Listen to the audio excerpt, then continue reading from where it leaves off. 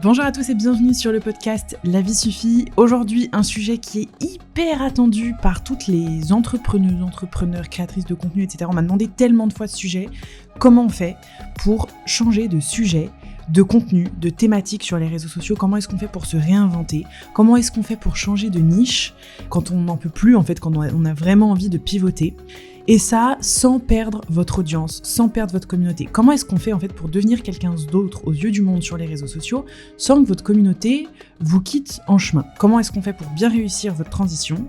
C'est une question qu'on me pose depuis des années. En gros, comment est-ce que j'ai fait pour passer de influenceuse, créatrice de contenu en mode fitness à une référence, entre guillemets, dans l'univers du développement personnel et aujourd'hui, voilà, personal branding et entrepreneuriat, sans que je perde ma communauté en route, au contraire. Et bien écoutez, dans cet épisode, je vous propose vraiment de vous partager les 10 grands points clés, les 10 étapes en fait que moi j'ai suivies. Donc c'est issu de mon expérience. Et j'espère que ça vous permettra de rendre ce changement possible et que ça vous apportera plein de clés. Bonne écoute. Je suis Chloé Bloom, entrepreneur aux multicasquettes, et chaque jeudi, je vous partage les réflexions, les phases d'introspection, les clés qui, selon moi, permettent de vivre notre vie plus pleinement et de trouver plus d'épanouissement. Chaque épisode est une invitation à exprimer encore plus librement toutes les parts de vous. Si cela vous plaît, je vous invite à partager les épisodes à vos proches qui en ont besoin, ainsi que laisser une jolie note et un commentaire si vous souhaitez soutenir le podcast. Alors salut à toutes, je pense qu'il y a beaucoup de créatrices de contenu, d'entrepreneuses, etc. qui vont écouter cet épisode. J'aurais pas pensé le faire un jour, parce que tout simplement, enfin, en vrai c'est un sujet qui est très très long et j'aurais été très contente de pouvoir faire un live en fait, en réalité, pour vous en parler, mais ça viendra. Bref, je vais pas commencer à ouvrir des tiroirs que je ne refermerai absolument jamais. Donc la question, c'est comment j'ai fait en fait pour passer d'une créatrice de contenu entrepreneuse dans le fitness, qui s'appelait Chloé Lanchois, je le rappelle, à ensuite Chloé Bloom, qui s'est vraiment installée comme une des références dans l'univers du développement personnel, puis un peu spiritualité, etc., à aujourd'hui. Alors je peux pas du tout dire que je suis une référence dans l'entrepreneuriat ou quoi que ce soit, mais en tout cas, aujourd'hui, enfin, j'ai encore une fois un contenu qui a changé et qui est beaucoup plus sur l'entrepreneuriat, l'empowering féminin, mais version vraiment entrepreneuriat. Mais ce qui m'intéresse, c'est plutôt de vous parler de ce premier switch parce que il a été fait depuis longtemps et j'avais déjà une communauté, mais j'avais plus à perdre aussi en fait. Disons que voilà, j'avais plus à perdre à ce moment-là. Donc c'est vraiment intéressant en fait pour moi c'est un sujet qui est hyper intéressant à aborder parce que il y a pas mal de croyances à ce sujet-là qui en tout cas mon expérience m'ont démontré qu'elles n'étaient pas forcément vraies. Et c'est vraiment une question, j'insiste vraiment, mais que j'entends dans les masterminds dans lesquels je suis, dans les conférences, sur Instagram, enfin un petit peu partout. Donc, je vais essayer de pas faire trop long.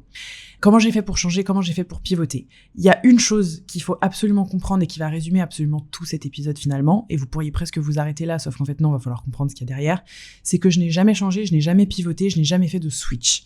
La seule chose que j'ai faite, et c'est vraiment comme ça que je le ressens, c'est que je n'ai fait que élargir. Je n'ai fait que élargir et ouvrir. En gros, j'ai la sensation que quand j'étais créatrice de contenu en mode fitness, etc., j'abordais 10% de ma personnalité, j'abordais 10% de ce que j'avais envie d'aborder, j'abordais 10% de moi et de mes passions.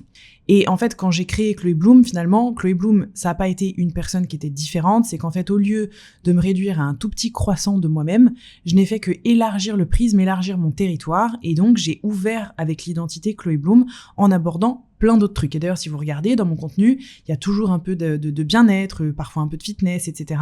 Sauf qu'en fait, je l'aborde entre guillemets de manière beaucoup plus subtile et beaucoup moins fréquente et beaucoup plus diluée aussi, parce que je me focus plus là-dessus du tout et que j'ai une vision qui a plus de recul et qui est beaucoup plus large, etc. Voilà. Donc je n'ai jamais pivoté, je n'ai jamais changé, je n'ai fait qu'élargir et je pense que c'est tout ce qui a fait le succès de ma transition entre guillemets.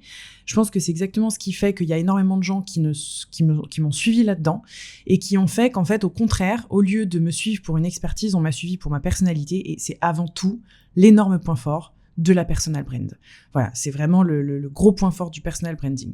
Donc, première chose déjà, c'est que quand j'étais créatrice de contenu et entrepreneuse, etc., par rapport au fitness, en fait, c'est que moi, dès le départ, à aucun moment donné, j'ai mis l'accent sur l'expertise. Et j'ai encore lu un commentaire hier soir sur mon Instagram qui disait « Non mais Chloé, en fait, ce switch, ça peut marcher que si dès le départ, t'installes bien ton expertise, moi, ce qui fait que les gens s'abonnent à moi, etc., c'est mon expertise, c'est ma casquette, etc. » Je vous le dis dès le départ, cette croyance-là, elle va vous limiter extrêmement vite.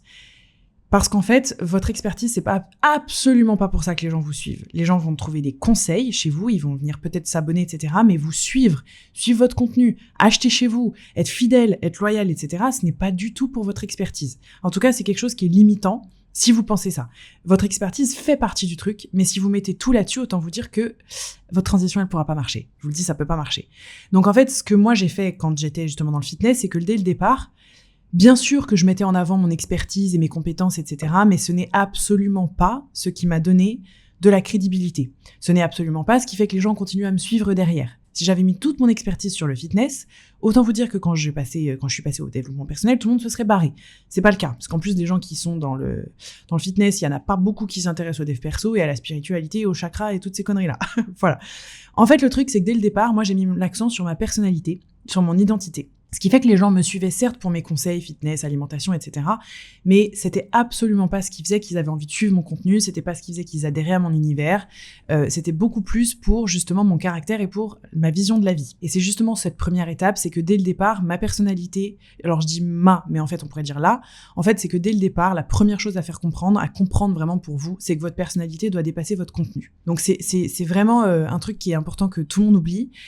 Et je vous prépare quelque chose aux petits oignons, donc un événement, comme je vous le disais, qui va être gratuit. J'ai envie de vous proposer un événement qui va durer 1 semaine, gratuit, pendant lequel on va travailler ensemble sur votre personal branding. J'ai trop de trucs à vous partager, en fait, à vous faire passer, etc. Et j'ai envie que vous bossiez là-dessus, justement, pour comprendre ça, parce que c'est quelque chose qui est tout le temps oublié. Si jamais vous avez envie de bosser sur votre personal brand, vous avez envie de le faire avec moi en live, parce que vous voyez que les choses que je vous partage dans la série Main Character Energy et dans cette série aussi sur le personal branding, pensez vraiment à vous inscrire sur le lien qui est dans ma bio, sur le carnet Chloé Bloom, qui vous révèle un peu les coulisses de ma transformation. Parce que ensuite vous êtes du coup dans une liste VIP entre guillemets où je vais vous proposer cet événement gratuit avec moi. Voilà, ce défi on va dire sur 1 semaine.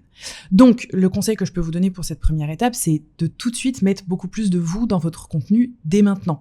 En fait, c'est de commencer à ériger votre personal brand avant même de savoir où est-ce qu'elle va vous emmener, au lieu de tout de suite penser au switch et quel est le switch de mon expertise et de comment est-ce que je vais mettre en avant une autre casquette, etc. Non, mettez beaucoup plus de votre personnalité dans votre contenu et commencez à développer votre personal brand. C'est vraiment la base de la base pour pouvoir faire une transition. Ensuite, deuxième étape, une fois que ça c'est fait, il y a un truc à comprendre qui est primordial, genre vraiment, c'est de nouer un lien qui est fort avec votre audience, parce que c'est ça, avant toute chose, qui crée de la résonance, qui crée de l'engagement. C'est pas parce que d'un coup vous vous sentez aligné avec votre thématique nouvelle parce que vous en pouviez plus, que vous étiez dans une niche, que les gens eux vont se sentir alignés à vous et que les gens vont aimer. En fait, je suis désolée de vous dire ça, mais c'est un truc qu'il faut comprendre. C'est pas parce que vous d'un coup vous êtes réaligné que les choses vont suivre. Non, l'alignement ça ne suffit pas. L'alignement ne suffit pas à susciter du succès et de l'engagement. Oui, d'accord, il y a quelque chose d'extraordinaire quand on est aligné, mais ça ne suffit absolument pas au succès.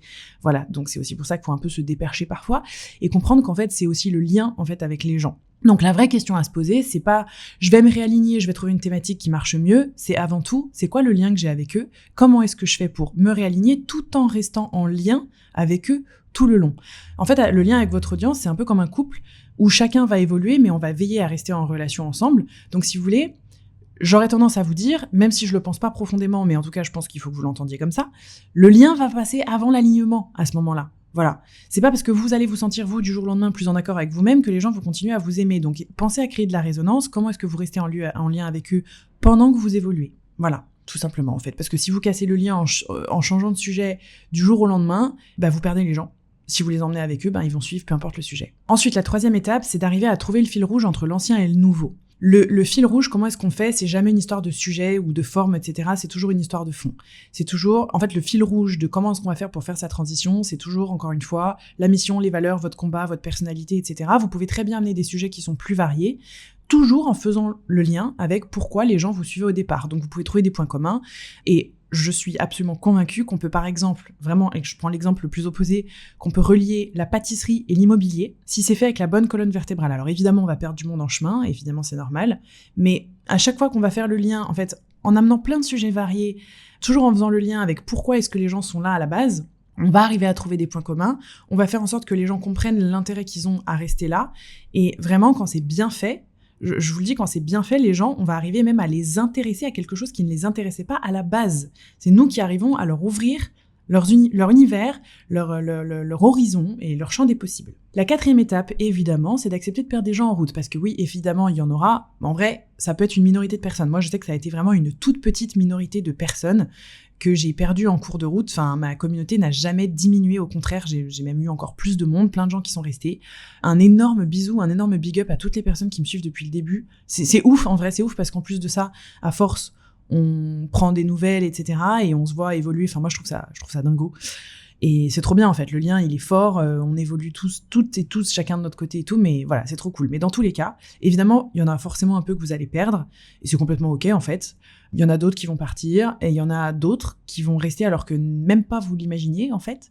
Et c'est intéressant parce qu'en fait, c'est aussi là qu'il y a un tri qui va se mettre en place et qui va faire émerger aussi votre vraie audience, voire même, j'ai envie de te dire, votre vraie communauté. Celle qu'elle a pour vous et pas celle qu'elle a juste pour le sujet du moment. 5e étape. Encore une fois, désolé pour le petit coup de bâton, nécessaire, voilà. Si vous n'avez pas d'engagement, si vous avez un engagement qui est éclaté, et que ça prend pas, faut bien comprendre que c'est pas juste le temps qui va faire les choses et que c'est pas juste votre stratégie de contenu. Ça veut juste dire que vous n'avez pas de personal branding et que vous savez pas faire du personal branding. Encore une fois, il n'y a pas de jugement dans ce que je dis. C'est simplement, je pense qu'il faut être lucide là-dessus. À partir de ce moment-là, on va pouvoir mettre en place les actions nécessaires. C'est pas parce que vous montrez un tas de choses de votre personnalité, de vos goûts, etc. et que vous dites alors voilà qui je suis, apprenez à me connaître et alors voilà ma personnalité c'est ça, puis mon signe astrologique c'est ça, et puis je vis là, et puis je viens de là, que vous avez une personal brand. D'accord ? Vous n'avez pas besoin de montrer des tas de trucs de vous, en fait, pour avoir une personal brand, mais il faut vraiment comprendre que ça veut dire qu'il n'y a pas d'adhésion. Encore une fois, j'ai pas envie de malmener qui que ce soit en disant ça, mais s'il n'y a pas d'adhésion, si ça prend pas, si en fait ça fait flop, etc., ça veut dire qu'il n'y a rien de magnétique, il n'y a rien d'intéressant, il n'y a rien de divertissant, ou même qu'en fait il n'y a rien qui fait qu'on se dit « Ah ouais, alors elle, il y a un truc, elle me donne envie de découvrir ce truc. » Voilà. Ça se travaille, évidemment, avec la personal brand, mais c'est juste qu'il faut pas toujours remettre ça sur l'algorithme, etc. Il faut vraiment comprendre ce truc. La 6e chose que je voudrais vous dire, c'est que la légitimité vient toujours avant la crédibilité. En fait, la légitimité, c'est vraiment un truc intérieur. Et moi, par exemple, encore une fois, je me prends un exemple pour pouvoir vous expliquer un peu comment ça fonctionne. J'avais déjà la légitimité intérieure sur le dev perso avant même de le montrer publiquement. En fait, le sujet du fitness pour moi, c'était vraiment une porte d'entrée, mais je travaillais déjà ma vision de la vie. J'étais déjà quelqu'un qui réfléchissait énormément, qui s'introspectait énormément, etc. Et le switch, pour moi, il a marché parce qu'en fait, la légitimité en interne, elle était là, bien avant que la crédibilité, elle se construise en externe. Donc, on peut pas improviser un élargissement comme ça du jour au lendemain ou un pivot ou quoi que ce soit. En fait, c'est le terrain, il doit être meuble, il doit déjà être préparé, même si ça, c'est invisible. Ensuite, la 7e clé, c'est que même si vous changez de sujet, logiquement, si vous avez vraiment fait le taf, si vous avez vraiment une personal brand ou quoi que ce soit, le combat, il change pas. C'est juste le terrain de jeu qui change. En fait, ce qui reste complètement identique, même quand vous switchez, c'est que votre combat, votre posture, votre énergie, etc., elle reste la même, ou, voire mieux, elle ne fait que se révéler, donc logiquement, elle va créer encore plus d'adhésion. Je vous donne un exemple, le sujet du fitness et le sujet du développement personnel, pour moi, c'était 2 terrains qui étaient certes complètement différents, mais finalement qui portaient exactement le même combat, à savoir déplacer des montagnes, aider les femmes à se révéler, aider les femmes à être indépendantes, à kiffer leur vie, à atteindre leurs objectifs, à faire ce qu'elles veulent littéralement et à se sentir vraiment libres. Et finalement, si on regarde, c'est encore une fois aujourd'hui ce que j'essaye de faire quand je vous parle de business, de personal brand, d'investissement et tous ces trucs-là. Voilà, c'est un combat, voilà. Donc le combat finalement reste le même, et c'est ce truc-là qui est important à comprendre. La 8e clé, c'est d'absolument, si vous voulez que cette transition elle se fasse de manière assez smooth, garder des encres de reconnaissance. En fait, c'est les encres de reconnaissance, c'est qu'est-ce qui fait que vous êtes reconnaissable. Donc par exemple, moi ça va être mon ton, mon énergie, ma manière de parler, ça va être l'univers visuel, pourquoi pas, et encore quoique moi je l'ai énormément changé. En fait, il y a des repères dans votre personnalité, si vous arrivez à axer là-dessus, c'est ce qui va permettre aux gens de vous reconnaître même quand le sujet va changer, et qui va faire qu'en fait on va pas se sentir complètement à l'ouest et qu'on n'a pas l'impression de suivre complètement quelqu'un d'autre. Voilà. Le fond peut complètement s'élargir et que, en fait, votre identité, elle reste hyper cohérente, si vous voyez ce que je veux dire. J'espère que vous comprenez, j'espère que je suis claire. Ensuite, 9e chose, et ça, c'est exactement ce que j'ai fait et ce que je suis encore en train de faire avec vous aujourd'hui quand je vous parle, même dans cet épisode de personal brand, etc., même dans le carnet, le lien qui est dans ma bio, qui est gratuit, où je vous fais suivre toute ma stratégie de marque, c'est exactement ce point-là. C'est communiquer sur le chemin, pas juste sur le résultat. En gros, j'ai jamais caché mon évolution. J'ai exactement montré à chaque fois comment c'était en train de se faire. Ce qui fait que, en fait, j'ai fait du build-in public. À chaque fois, j'ai fait du build-in public, les gens ont vu comment j'étais en train de me construire. Les gens ont vu comment j'étais en train de décortiquer le truc, comment je le faisais, etc. Ce qui fait qu'en fait, c'était vachement facile en fait à suivre. J'étais pas en train d'annoncer un nouveau sujet et bim, je parlais que de ça. J'étais en train de faire suivre aux gens comment je basculais vers ce sujet-là. Il y avait un contexte et en fait, le fait qu'il y ait un contexte et que tout soit en train de arriver, ça laissait l'opportunité aux gens de dire « Ok, bah vas-y go, j'embarque dans le même train, en fait. » Voilà. Et ça, je pense que ça a été une des clés qui a été très, très forte. Et ensuite, la 10e chose aussi à comprendre, c'est que le timing, c'est absolument pas un détail. Faut comprendre que l'élargissement de ce sujet, ce switch entre guillemets, il s'est pas fait à la semaine 2, il a fallu du temps, il a fallu de la confiance accumulée aussi, c'est-à-dire qu'en amont, j'avais déjà construit, comme je vous dis, le lien, etc. De toute façon, si vous n'avez pas d'audience, vous n'avez pas de communauté et que vous avez très peu d'abonnés, vous n'avez absolument rien à perdre à faire un switch, donc en fait la question se pose même pas, elle se pose très souvent justement quand on a déjà une audience, déjà une communauté, et en fait c'est ce que je vous dis, dans ces cas-là, quand on a une vraie communauté, une vraie personal brand, il y a de la confiance, il y a un lien.